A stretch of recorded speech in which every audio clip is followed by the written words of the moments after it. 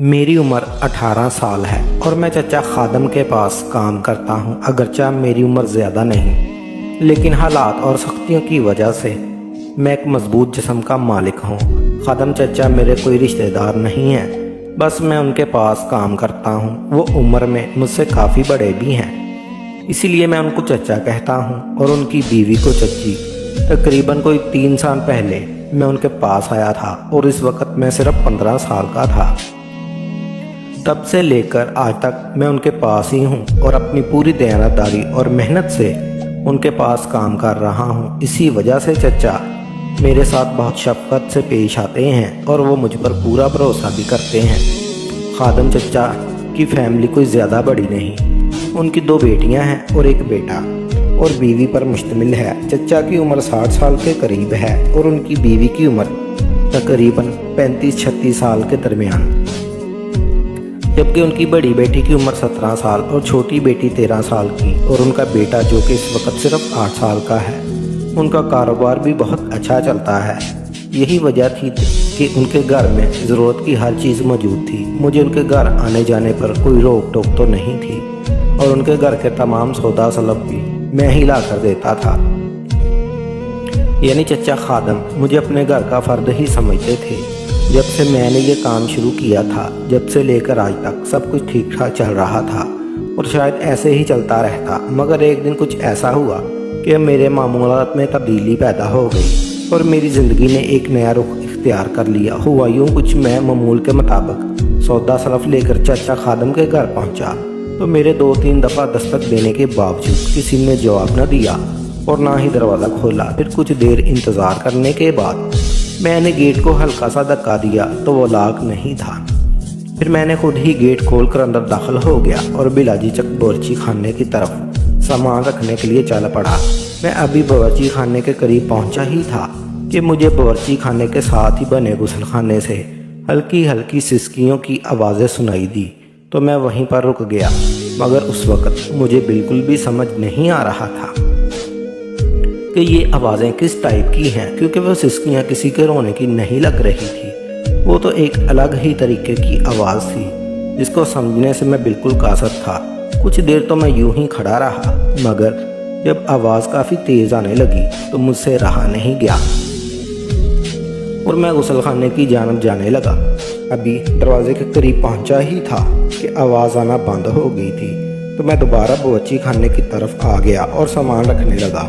मैं सामान रख कर बाहर निकला ही था कि गुसल खाने का दरवाज़ा खुला और अंदर से चच्ची को निकलता देखा। मगर जब उनकी नज़र मुझ पर पड़ी तो एकदम से वो बड़बड़ा सी गई और गुस्से से मेरी तरफ देखते हुए बोली, तुम अंदर कब आए? और इस तरह पूछने पर मैं एकदम डर गया और हालांकि बोला कि बस बच्ची अभी आया था, क्योंकि बाहर खड़े होकर मैंने काफ़ी देर तक दरवाज़ा बजाया मगर जब कोई जवाब नहीं आया तो मैं खुद ही अंदर आ गया।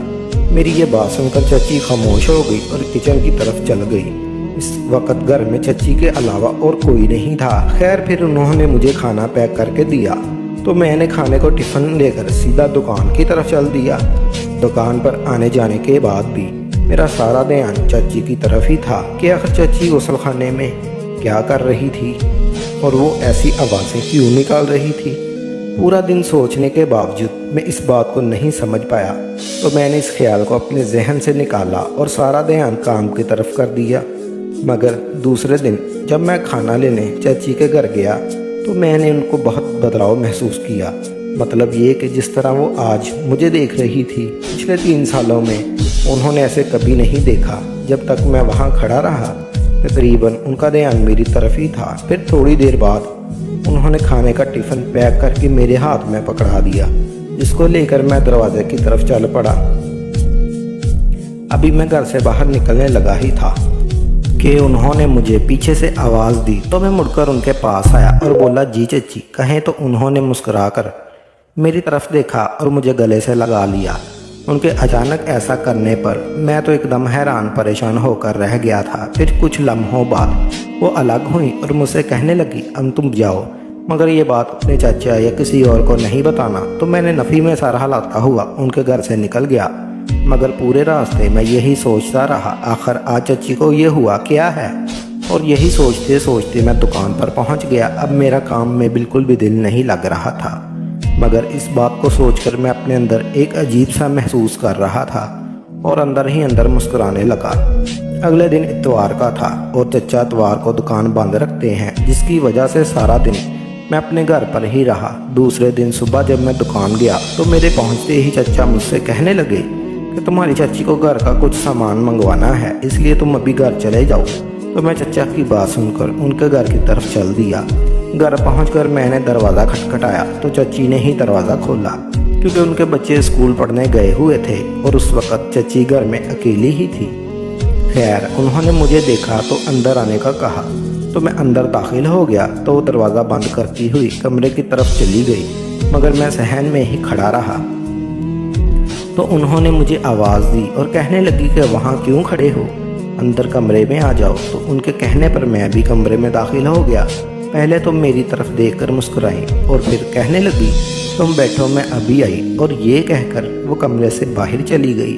तो मैं सोफे पर बैठकर उनका इंतज़ार करने लगा, पर जब वो अंदर से आई तो उनके हाथ में चाय के 2 कप थे। फिर एक कप उन्होंने मेरी तरफ बढ़ा दिया। तो मैंने बोला, चाची इसकी क्या ज़रूरत थी? तो उन्होंने कहा, मेरी तरफ देखा और कहने लगी, पी लो, सुबह का वक़्त है और वैसे भी अभी तुमको बहुत मेहनत वाला काम करना है। उनकी ये बात सुनकर मैं सोच में पड़ गया कि आखिर ऐसा कौन सा काम हो सकता है।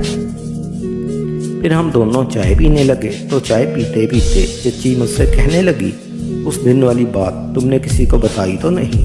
मैं उनकी बात समझ गया था कि वो कौन सी बात का कह रही हैं, मगर मैं अनजान बनते हुए उनसे बोला, कौन सी बात चची?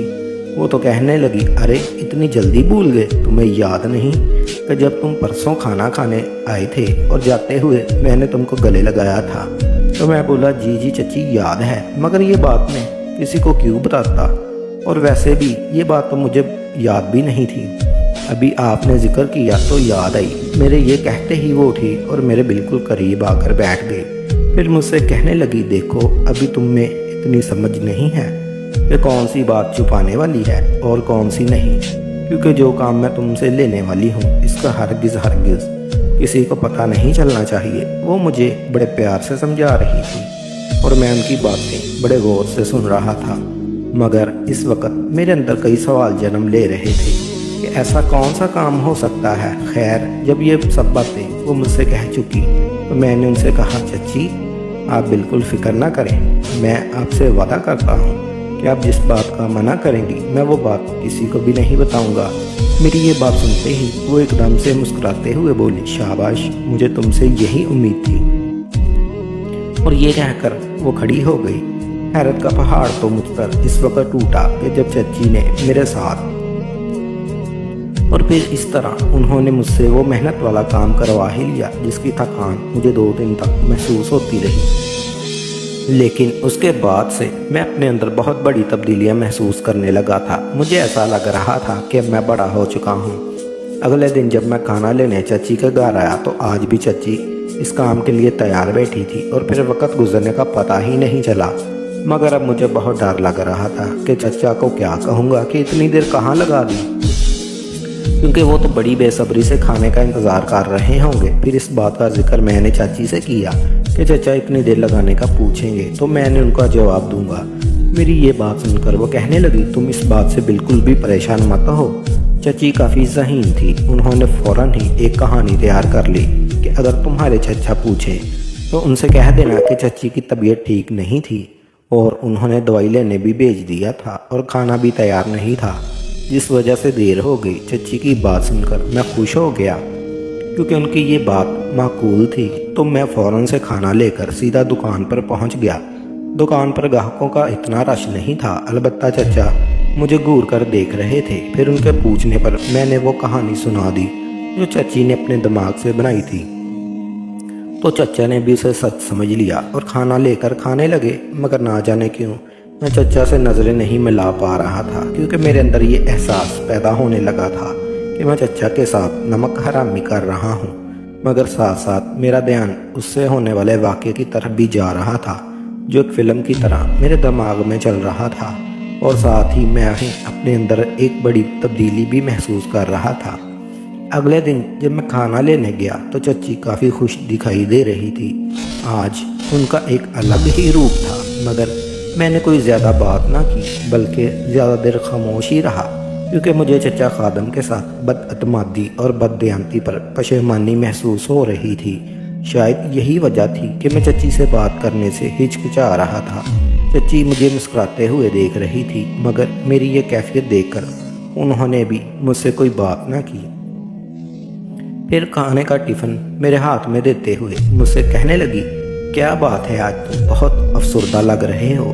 چچی کی بات سن کر میں صرف اتنا کہہ سکا کہ بس ایسے ہی۔ تو وہ کہنے لگی، کل جو تم نے مجھے راحت دی تھی نا، میں اس کے لیے تمہاری بہت شکر گزار ہوں۔ اور دیکھو، تم کچھ برا مت سوچو، بس تم میری ضرورت کا خیال رکھو اور میں تمہاری ضرورت کا خیال رکھوں گی، اور اسی طرح ہم دونوں نے ایک دوسرے کی ضرورتوں کا خیال رکھنا ہے۔ یہ کہہ کر چچی نے ایک 500 کا نوٹ میری جیب میں ڈال دیا۔ میں نے معنی خیز نظروں سے چچی کی طرف دیکھا تو چچی کہنے لگی، ہم نے بس ایک دوسرے کے بارے میں سوچنا ہے اور کسی دوسری سوچ کو دماغ میں آنے کی جگہ بالکل بھی نہیں دینی۔ تم سمجھ رہے ہو نا میں کیا کہہ رہی ہوں؟ تو میں نے چچی کی اس بات کو نہ سمجھتے ہوئے بھی ہاں میں سر ہلا دیا۔ تو وہ دوبارہ مجھ سے مخاطب ہوتے ہوئے کہنے لگی، میں جانتی ہوں کہ تم اتنے خاموش کیوں ہو، کیونکہ تم اپنے بڈھے چچا کی طرف دیکھ رہے ہو جو کہ میرے کسی کام کا نہیں، اسی لیے اس کے بارے میں زیادہ مت سوچو۔ مجھے لگا چچی واقعی میرے دل تک پہنچ گئی ہیں اور انہیں اس بات کا بخوبی اندازہ ہو چکا ہے کہ میں چچا خادم سے بد دیانتی پر شرمندہ ہوں۔ چچی نے مجھے اس شرمساری سے نکلنے کے لیے کافی دلیلیں دی اور آخر مجھے اس بات پر تقریباً قائل کر ہی لیا کہ جو کچھ ہمارے درمیان ہوا وہ ہماری ضرورت تھی، جس کو چچا خادم پورا نہیں کر سکتا۔ انسان اپنے دفاع کے لیے دلیلیں بنا لیتا ہے، اور اسی طرح ہم نے بھی اپنے اس عمل کے لیے کچھ دلیلیں بنا لی تاکہ اپنے ضمیر کو مطمئن کر سکیں اور اس کھیل کو جاری رکھ سکیں۔ اس کے بعد تو ہمارا معمول ہو گیا تھا اور مجھے بھی عادت سی ہو گئی تھی۔ اب تو میں انتظار کرتا کب وقت آئے اور میں کھانا لینے کے لیے چچی کے گھر جاؤں۔ پھر ایک دن جب میں کھانا لینے گیا تو چچی مجھ سے کہنے لگی، اتنے سے وقت میں مجھے صبر نہیں آتا، تم کوشش کر کے کوئی پورا دن نکالو تاکہ ہم تسلی سے کام کر سکیں۔ تو میں نے ان کو اپنی مجبوری بتائی کہ میں زیادہ وقت کیسے نکال سکتا ہوں، میں اس معاملے میں مجبور ہوں۔ تو چچی کہنے لگی، چلو پھر میں ہی کوئی ترکیب سوچتی ہوں۔ دوسرے دن جب میں چچی کو گھر گیا تو وہ کافی خوش نظر آ رہی تھی۔ میں نے وجہ پوچھی تو انہوں نے بتایا کہ مجھے ایک ترکیب سوجی ہے جس میں تم کو 3-4 دن کے لیے دکان کی ذمہ داری سنبھالنی ہوگی اور ساتھ ہی ہمارے گھر بھی آ کر رہنا پڑے گا۔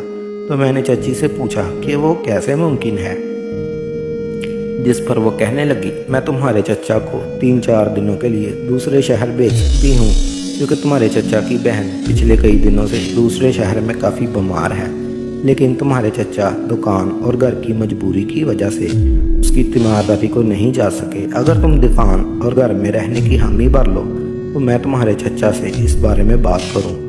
مجھے بھلا اس بات پر کیا اعتراض ہو سکتا تھا؟ دکان کا سارا کام میں بخوبی جانتا تھا اور گھر میں رہنے بھی میرے لیے دشوار نہ تھا۔ میں نے فوراً ہی حامی بھر لی۔ تو چچی نے کہا کہ ٹھیک ہے، میں تمہارے چچا سے آج رات کوئی بات ہی کرتی ہوں، لیکن اگر وہ تم سے پوچھیں تو اسے یہ ظاہر مت ہونے دینا کہ تم اس بات سے پہلے سے باخبر ہو، بلکہ ایسے ظاہر کرنا یہ بات ابھی تمہارے سامنے کی جا رہی ہے۔ تو میں چچی سے بولا، آپ فکر نہ کریں، میں ایسا ہی کروں گا۔ دوسرے دن جب میں دکان پر گیا تو چچا نے مجھے اپنے پاس بلایا اور کہنے لگے کہ میں ان کی غیر حاضری میں دکان چلا سکوں گا۔ تو میں نے چچا سے انجان بنتے ہوئے پوچھا کہ چچا آپ کہیں جا رہے ہیں؟ تو وہ بولے، ہاں میں 2-4 دن کے لیے دوسرے شہر جا رہا ہوں، جس پر میں نے چچا کو یقین دلایا کہ آپ فکر نہ کریں، میں کام کو ایمانداری سے سنبھالوں گا۔ چچا تو بس تسلی کے لیے ہی پوچھ رہے تھے، ویسے تو وہ جانتے تھے کہ میں تمام کام سمجھتا ہوں۔ پھر کچھ دیر خاموش رہنے کے بعد وہ کہنے لگے کہ مجھے دکان کی اتنی فکر نہیں جتنی گھر کی ہے، کیونکہ گھر میں بھی تو کسی مرد کا ہونا ضروری ہے، اس لیے میں چاہتا ہوں کہ 3-4 دن کے لیے تم ہمارے گھر ہی رہ لو۔ میں نے چچا کے چہرے کی طرف ہی دیکھ رہا تھا۔ اس سے پہلے کہ میں کچھ بولتا چچا دوبارہ بول پڑے، اگر تمہارے گھر والوں کو اعتراض نہ ہو تو میری غیر موجودگی میں تم رات ہمارے ہی گھر سو لینا۔ تو میں نے بولا چچا آپ کیسی باتیں کرتے ہیں، میں گھر والوں کو بلا کیا اعتراض ہوگا، آپ حکم کرو، بندہ ہر حکم کی تعمیل کے لیے حاضر ہے۔ میں نے چچا کو مطمئن کر دیا اور چچا کے چہرے سے بھی لگا جیسے کوئی بوجھ ان کے سر سے ہٹ گیا۔ پھر کچھ سمجھنے کے بعد چچا نے مجھے بتایا کہ وہ کل اپنی بہن کی تیمارداری کے لیے روانہ ہو جائیں گے۔ پھر اس دن جب کھانا لینے گیا تو چچی کو یہ خوشخبری سنائی۔ چچی تو خوشی سے پاگل ہو گئی۔ پھر شام کو دکان بند کر کے چچا کی چابیاں میرے حوالے کر دی اور بتایا کہ وہ 3 دن اپنی بہن کے پاس ہی رہیں گے اور چوتھے دن واپس آئیں گے۔ پھر مجھے ہدایت کی کل اپنے گھر والوں کو بتا کر آنا، میں اگلی 3 راتیں چچا کے یہاں ٹھہروں گا۔ میں نے اس بات میں سر ہلا دیا۔ گھر جاتے ہوئے آنے والے چند دنوں کے خیالات میرے دماغ میں گردش کرتے رہے۔ اسی ہی وجہ سے میں رات کو اچھی طرح سے سو بھی نہیں سکا۔ صبح نہا دھو کر تیار ہوا، 2 جوڑے کپڑوں کے بیگ ڈالے اور گھر والوں کو بتا کر دکان کی طرف چل دیا۔ تمام دکان پر رہا۔ دوپہر کو کھانا بھی قریب کے ہوٹل سے منگوا لیا اور بڑی شدت سے شام ہونے کا انتظار کرنے لگا۔ جیسے شام ہوئی تو میں دکان بند کر کے چچا کے گھر پہنچ گیا۔ چچی ڈرائنگ روم میں بیٹھی تھی، ٹی وی دیکھ رہی تھی، جبکہ ان کی دونوں بیٹیاں فرش پر بیٹھی اسکول کا کام کرنے میں مصروف تھی اور ان کا لڑکا اپنے کھلونوں سے کھیل رہا تھا۔ چچی کافی خوش نظر آ رہی تھی۔ میں نے پہلے تو دکان کا سارا حساب کتاب بتایا اور سبھی رقم چچی کو دی۔ پھر چچی نے میرے لیے کھانا گرم کیا اور ٹیبل پر لگا دیا۔ جب میں نے کھانا کھا چکا تھا چچی کے قریب دوسرے صوفے پر جا کر بیٹھ گیا۔ چچی مجھے کہہ رہی تھی کہ اپنا ہی گھر سمجھو، مگر چچی کی بڑی بیٹی بار بار اپنی کتابوں سے نظر اٹھا کر میری طرف ہی دیکھ رہی تھی۔ ان کے بچے مجھے جانتے تھے اور مجھے کافی مانوس بھی تھے، لیکن آج پہلی بار میں یوں اس وقت ان کے گھر آیا تھا، اسی لیے شاید انہیں کچھ حیرانی ہوئی تھی۔ چچی کی بڑی بیٹی کافی سمجھدار تھی، اس لیے اس بات کا پتہ تھا کہ ان کا باپ گھر نہیں ہے، اس لیے میں ان کے گھر رہوں گا جب تک کہ ان کا باپ واپس نہیں آ جاتا۔ ابھی مجھے بیٹھے ہوئے کچھ دیر ہی گزری تھی کہ چچی کا بیٹا کھلونے چھوڑ کر میری گود میں آ بیٹھا اور کچھ دیر بعد میری گود میں ہی سو گیا۔ تو چچی سے میری گود میں لینے کے لیے میرے قریب آ کر جھکی تو میری نظریں غیر ارادی طور پر ان کی بیٹی کی طرف اٹھ گئی کہ کہیں اس نے اپنی ماں کا میرے اتنے قریب آنا دیکھا تو نہیں، لیکن وہ اپنے کام میں مصروف تھی۔ چچی اس کو میری گود سے اٹھاتے ہوئے بولی کہ چلو تم بھی آؤ، میں تمہیں تمہارے سونے کی جگہ دکھا دوں۔ میں خاموشی سے اٹھا اور چچی کے پیچھے چل پڑا۔ چچی نے پہلے تو اپنے بیٹے کو اپنے روم میں لٹایا، پھر ایک کمرہ چھوڑ کر اگلے کمرے کا دروازہ کھولتے ہوئے کہنے لگی، یہ تمہارا کمرہ ہے اور تمہیں یہاں کوئی ڈسٹرب نہیں کرے گا سوائے میرے۔ یہ کہتے ہوئے چچی نے مسکرا کر ایک آنکھ دبائی اور بولی، کیوں میں ٹھیک کہہ رہی ہوں؟ تو میں بھی مسکرا کر ان کی طرف دیکھنے لگا۔ میرے ساتھ والا کمرہ ان کے دونوں بیٹیوں کا تھا۔ کمرہ دیکھ کر ہم واپس ڈرائنگ روم میں آ گئے۔ چچی اور میں کافی دیر ادھر ادھر کی باتیں کرتے رہے۔ جب رات کے 9 بج چکے تھے تو چچی نے اپنی بیٹیوں کو سونے کا کہا، پھر میں بھی سونے کا کہہ کر اٹھ گیا۔ سونا کیسے تھا، بس ان کی بیٹیوں کو مطمئن کرنا تھا، تو میں اپنے کمرے میں آ کر لیٹ گیا۔ پھر تقریباً کوئی 11 بجے کے قریب میرے کمرے کا دروازہ کھلا تو میں نے دیکھا کہ کمرے میں چچی داخل ہوئی ہیں۔ پھر وہ میرے قریب آئی اور مجھ سے کہنے لگی، اٹھو اور میرے کمرے میں چلو۔ اور اس طرح چچی مجھے اٹھا کر اپنے کمرے میں لے گئی اور مجھ سے وہی محنت والا کام کرانے لگی جس کی وجہ سے یہ سارا ڈرامہ رچایا گیا تھا۔ اور پھر کچھ دیر میں ہم دونوں جیسے سینے سے نہاتے ہوئے